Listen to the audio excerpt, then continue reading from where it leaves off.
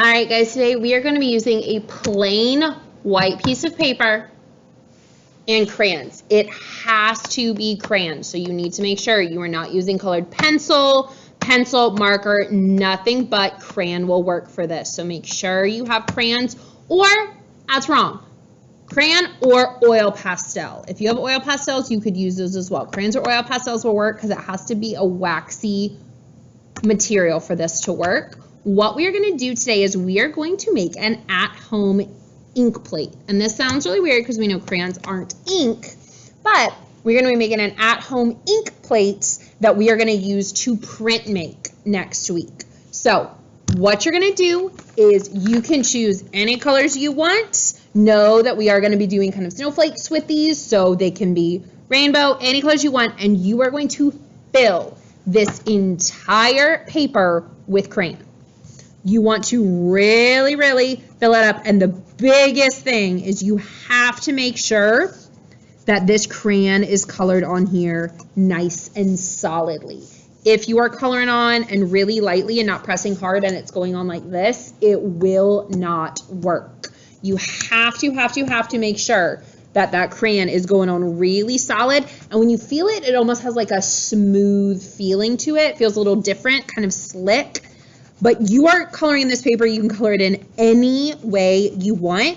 You just want to make sure you cover up all white spaces. There can be absolutely no white space left. So you can just kind of do random chunks of color. You could do a design and do circles and squares and whatever you want. You just need to make sure that all colors up. So even when I'm doing two, I'm coloring them right next to each other and going through. And if you have trouble going off the edge of your paper, you can just always grab a scratch paper and kind of put it off the edge, so that way when you're coloring you don't end up getting whatever you're coloring on the table or whatever surface you're doing.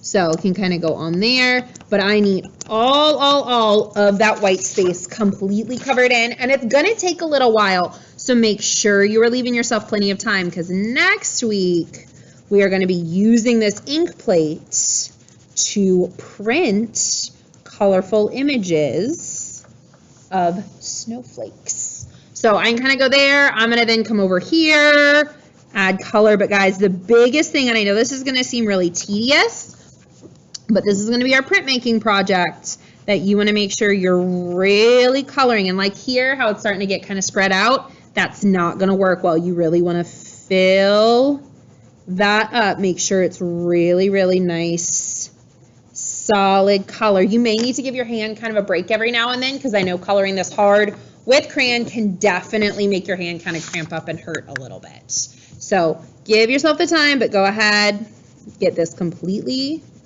colored in, nice and solid.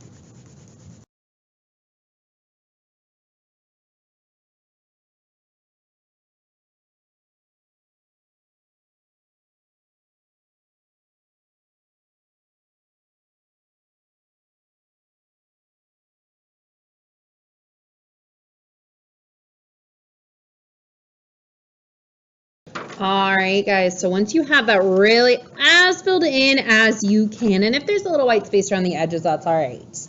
But as filled in as you can, as much color on here as possible, you are going to save this, and this is what we're going to use as an ink plate. And what I mean by that is, normally when we print make, we would take ink or paint and we would spread it out, and then we'd put a design into it and print it onto a piece of paper.